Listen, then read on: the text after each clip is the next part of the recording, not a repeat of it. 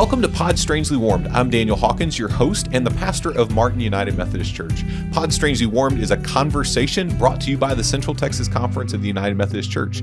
And in this season of the podcast, we're exploring a question Bishop Sines invited us all to wrestle with. What church will we leave our grandchildren? How can we be good ancestors in the faith? And as you know, in this series of conversations, we've had a number of people on who have blessed us with their wisdom and with their charm. But today, you are in for an absolute treat. Today, joining us is one of the great female pastors of our annual conference, one of the great deacons of our annual conference, and one of the great just bubbling persons of joy who you will ever meet in the midst of our life and our ministry. Brenda Wier, we are so glad that you are here with us to share your experience, your wisdom, and as one of the things we have talked about over the course of this series is wrestling with what church we will hand off. But I want to begin by wondering with what church was handed to you. Who were some folks in your life and in your faith who helped you be who you are in all of your glory, joy, and splendor? You know, it's an amazing journey, Daniel. Thanks for letting me be here. So many people just standing on their shoulders. Number one, my parents, which, interesting enough, my mother was United Methodist and my father was Southern Baptist. Okay. So I tell people I grew up Baptist. And I have a friend who claims to be Methabapticostal. Okay, it's kind of the same thing. Yes. But I think it gave me a wider perspective. It helped me understand. It really was the first place I chose which church I would be a part of. I experienced both of them, and I gravitated to the Methodist Church. I think it was the grace. I think it was the kindness. I think it was the love. As a child, I wasn't afraid to go to church. So that was kind of the beginning. But there were people. One of our past clergy, Richard Sechrist, was in the conference office, and his responsibility was youth ministry and children and youth ministry at the time. And he saw something in me, and I participated in the Conference Council of Youth Ministry. Oh, very cool. When I was in high school. So it kind of set the stage for where I went. A background in social work, but always realizing that I wanted to do more than what the government had for people. There was that spark, that interest for me, and the church was it. So I ended up going through the process of becoming a Christian educator. Okay. And as we talked earlier, initially for the now Deacon, they were called consecrated lay workers. Okay. And this group of women, basically women, were in the church, and the church consecrated them. And that ministry moved into diaconal ministry. Okay. Dorothy Dahl was one of the first diaconal ministers. She chaired the board of diaconal ministry, was active on the general conference level, and did incredible things for us. And like I say, people just ushered me along and helped me move into different fields. And the deacon rolled around in 1996. Okay. I was ordained diaconal minister they called it consecration. Okay. For the diaconal minister in 76. But you know what? I never felt I was consecrated. I felt I was ordained. And so the church saw that 20 years later with the deacon when they were ordained. So that's kind of the progression of the office of deacon. Well, and what I understand, the deacon at its core is to live out what you have named, right? That social work with a spark. You named your own call, right? You were a licensed social worker, but you felt called to do something more, felt called to do something to kind of help bridge the church and the world and how those two things come together. And that's the role of the deacon in today's church. Well, absolutely it is. And the role of the diaconal minister, even though there were persons in the field doing different things, they were called to be supportive of a local church in their ministry. Okay. And I even wrestled with, do I stay diaconal minister when we were offered the deacon office? And then I realized that the deacon moved that diaconal minister, not just the local church, but to the world. And so we were able to be fluid and move in and out and be the church where the church couldn't be. What a gift. Be the church where the church couldn't be. Yeah. Powerful. And I think in many ways, the deacons have helped shape and form the best parts of the church we have today that we want to hand to the church of the future. But deacons haven't always been well understood. You nailed it. They never have. I don't think they are today. And sometimes even the deacons don't understand the power of that office. At General Conference 2008 in Fort Worth, they were discussing ministry. And of course, we've been studying ministry for 50 years now, and the office of deacon. And someone made this statement, well, the deacon doesn't really know who they are. They've been so many things in the church. And at that time, the Central Texas delegation was sitting on the back row. Okay. And I remember as soon as I began hearing those words, my hand shot up with my little yellow card. And lo and behold, they saw it in the very back. And I stood up and I said, I think the deacon has responded to the needs of the church and has been pliable enough that they could relate in different ways.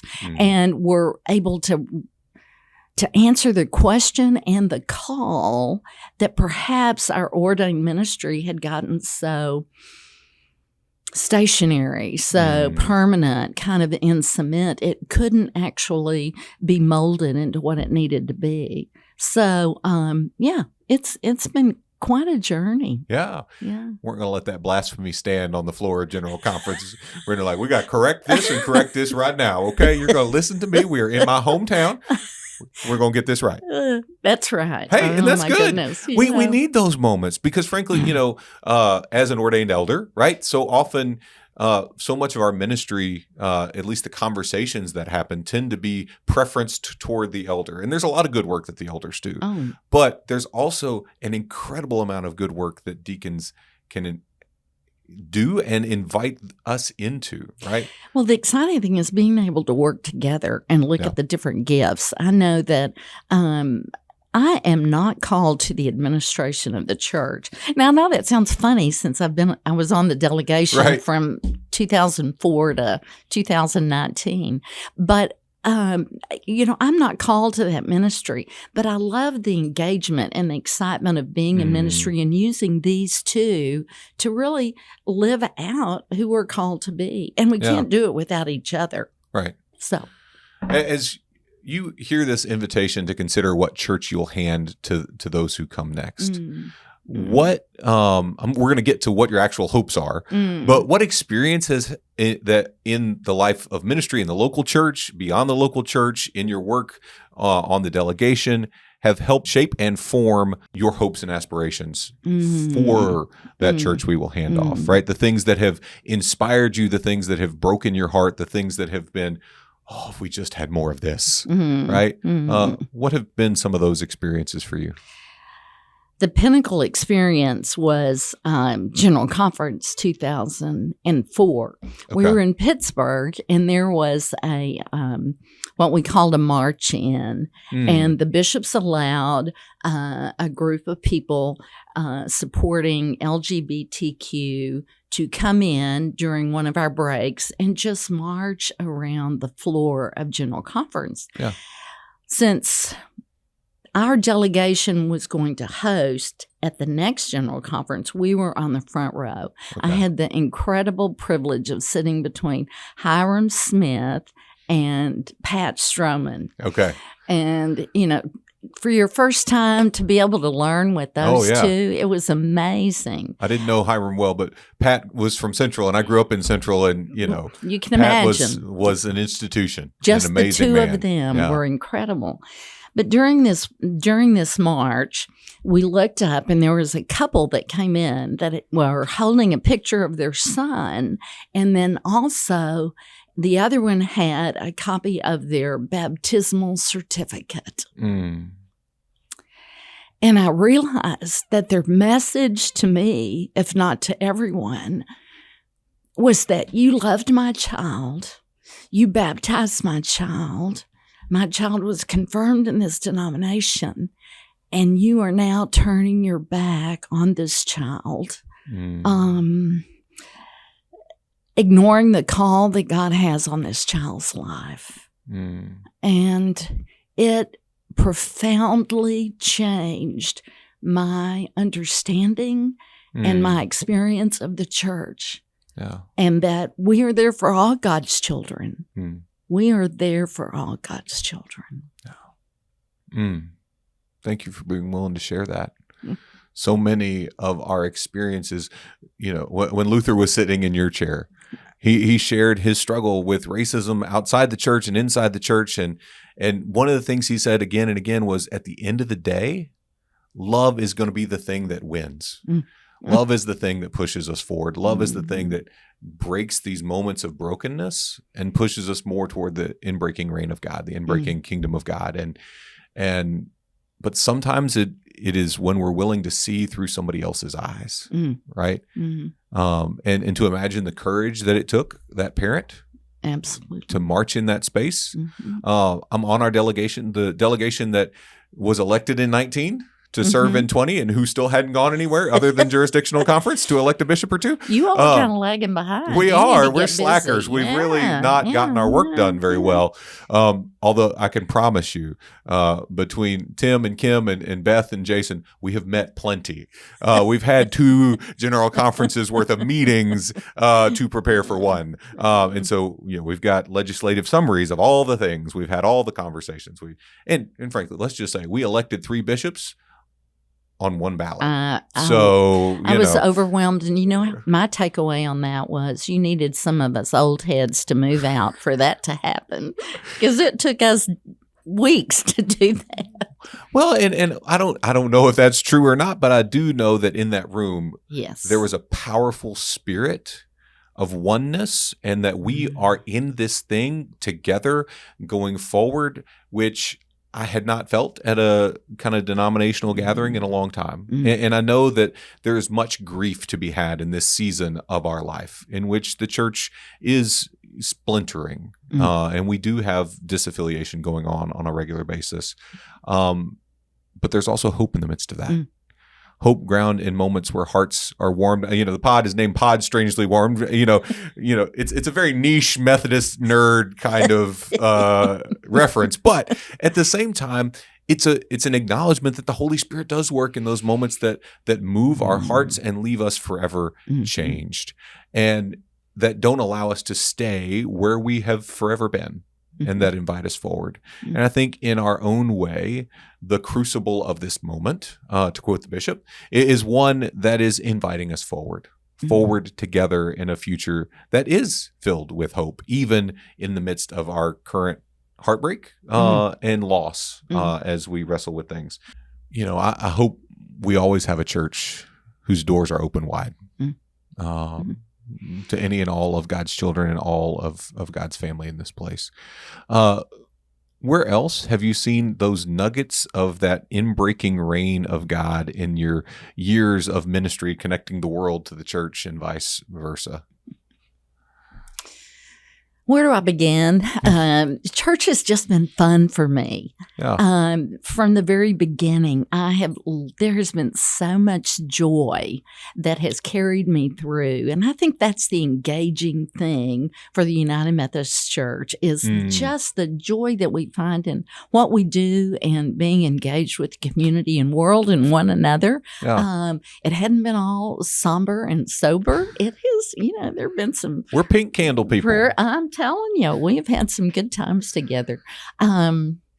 One of those experiences early on when I was at Glen Lake Camp after college. Okay. I happened to be the camp nurse that year. Okay. Had a counselor bring a young man to me and said, Timmy is having a hard time. I think he needed to come and see you. So I sat him down.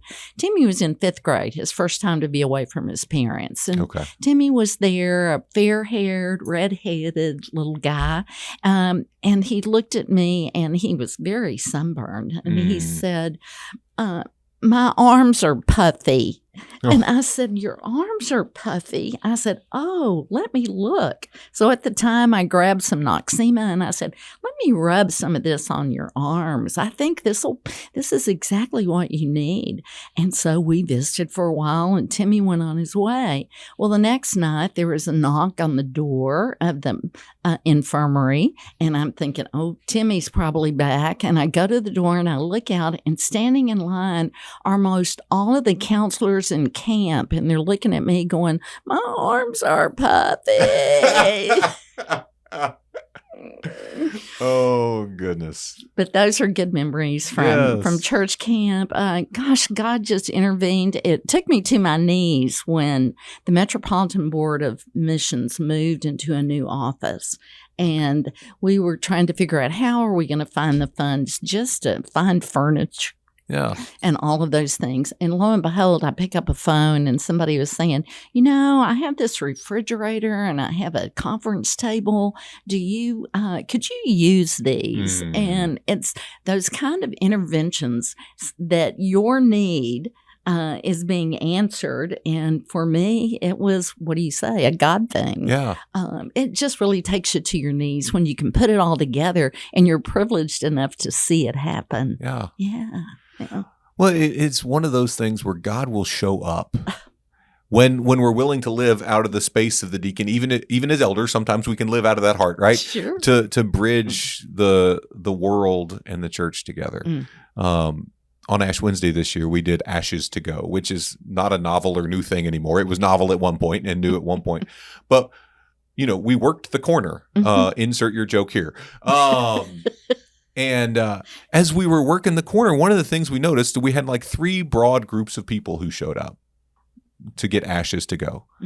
Our good church people who weren't coming to church later, right, would come in and we'd do their ashes. We'd pray with them a little bit and they'd have a joke for us and we'd move on. The second group of people was our Catholic brothers and sisters who were not going to be able to make it to Mass that day and wanted to make sure they received their ashes, right? Very earnest in the midst of that. But the third group was a group that we were not going to have any contact with, except for the fact that we were willing to get out of the building and move to the street corner. Folks who were experiencing deep brokenness in some place or moment of their life, who just wanted somebody to see them, to notice them, and to pray for them. They received the ashes, but they weren't there for the ashes. They were there for somebody to hold their hand and to pray with them in those holy moments. Because I'll confess, going into Ashes to Go, I'm like, it has been a long day already. It is hot outside. I do not want to wear this black robe when it's 85 degrees. But my heart was both convicted and warmed by a willingness to go out and to be there. We had one woman who was just coming from a follow-up appointment after a foot surgery who'd been incapacitated because she had knee surgery right before that. And she just wanted somebody to pray with her. So we prayed with her. And then 15 minutes later, I see the same car come back.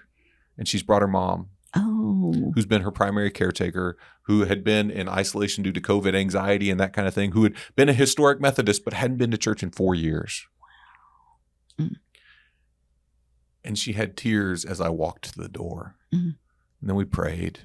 And it was just one of those things, if we don't live out the space of our diaconal ancestors, we miss that moment of God. And I was humbled and convicted that, okay, preacher man, who does have to do a lot of the administrative stuff that we've talked about. I'm glad you did. Charge conference forms are the best, and so is checkout. Not really, Philip, okay? Not really. But when we get out of the office, when we get out of the sanctuary, God is alive and at work, right? We are finding ourselves in a time where grief is real, right? Oh, we see it every day, Daniel. One of the things I've begun to realize, whether in the church or in the community, whether it's with religion or it's with politics, people are just walking around with an incredible amount of grief. And so I try to temper my conversations, my engagements with people, assuming that they have a lot of grief, and to be tender, to hold people gently, and to not perhaps add to their grief, but to be a source of light, a source of a hope, a source of encouragement through just recognizing who they are and what they're dealing with. Yeah. In my daily devotional calendar, April got me one of those where you flip it and it's a thought for the day kind of thing from Bob Goff. It's his love, everybody always one. But a couple days ago, it was love the difficult people. It will reveal to you and to the world more fully who Christ is. When we take the time to be gentle with people who are difficult or with people who are just hurting, it helps us see internally who Christ is, but it also helps us show to the world who Christ is.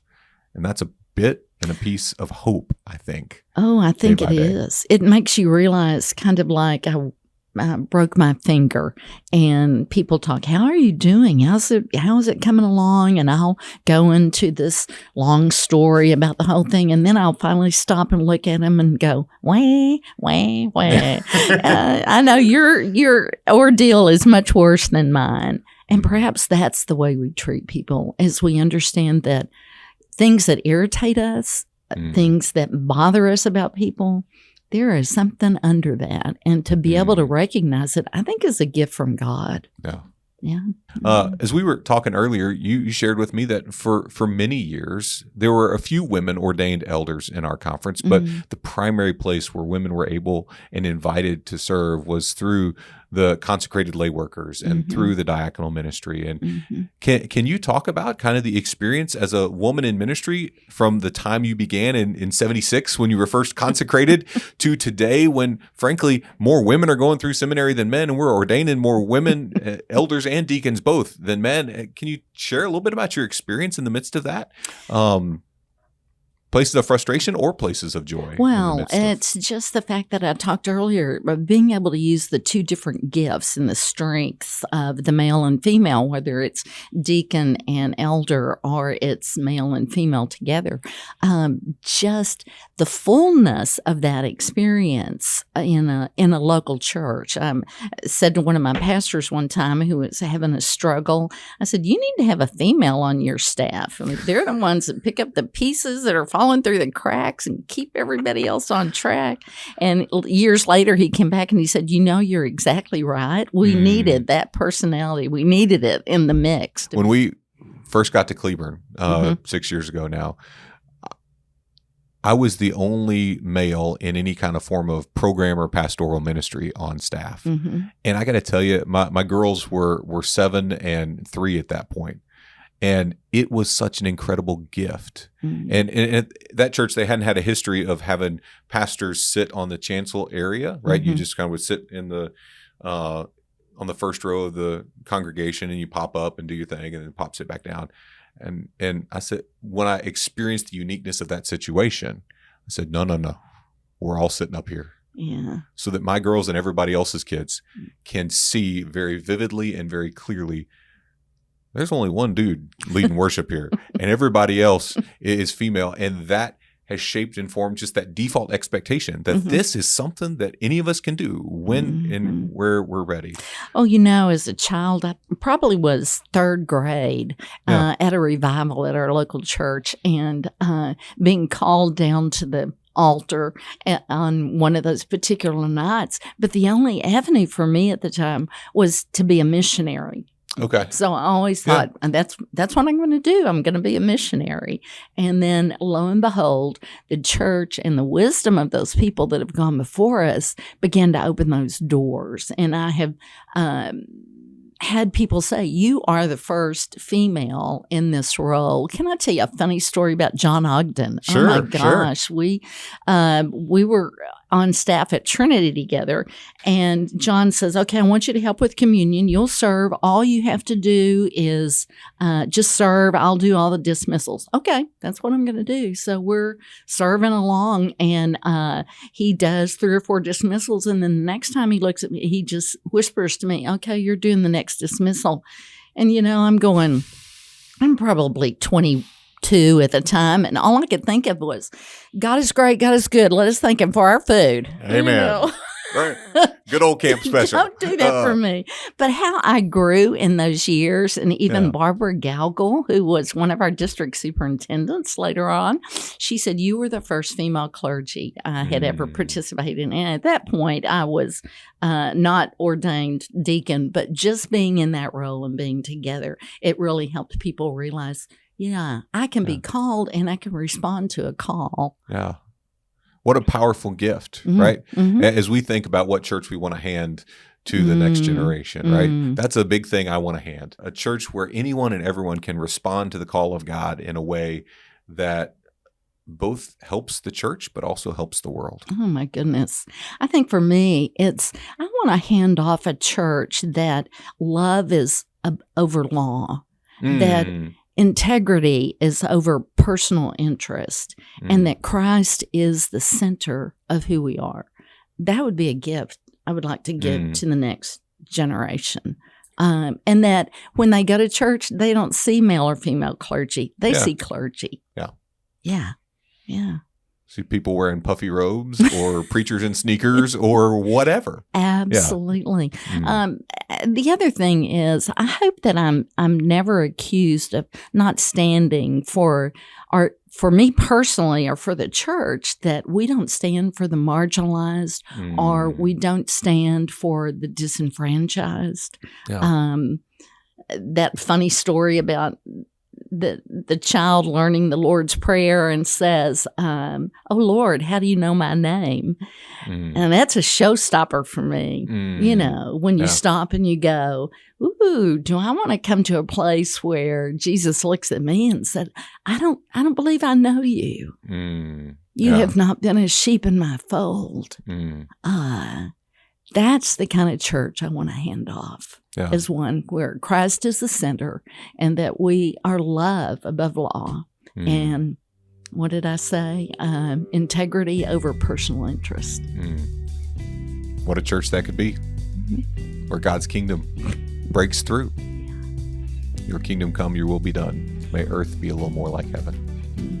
Brenda, thank you so much for being here today. Thank you so much for sharing your wisdom and your hope and your experience. I know I have learned a great deal and been blessed with joy and laughter along the way. I do think we are at our best. We are those pink candle people from Advent. We are a church of joy at our best, and you have invited us all into the experience of that today. And thank you, Daniel. Thank you, Brenda. We are so glad that you are here, and we've been glad that you have joined us today on Pod Strangely Warmed. If this conversation has been a blessing to your spirit and to your soul, I pray that you might invite others into this conversation, that you might consider who you might want to engage in this story about what church we are handing off to those who are coming next. For Pod Strangely Warmed, I'm your host, Daniel Hawkins. Thank you again for joining us today.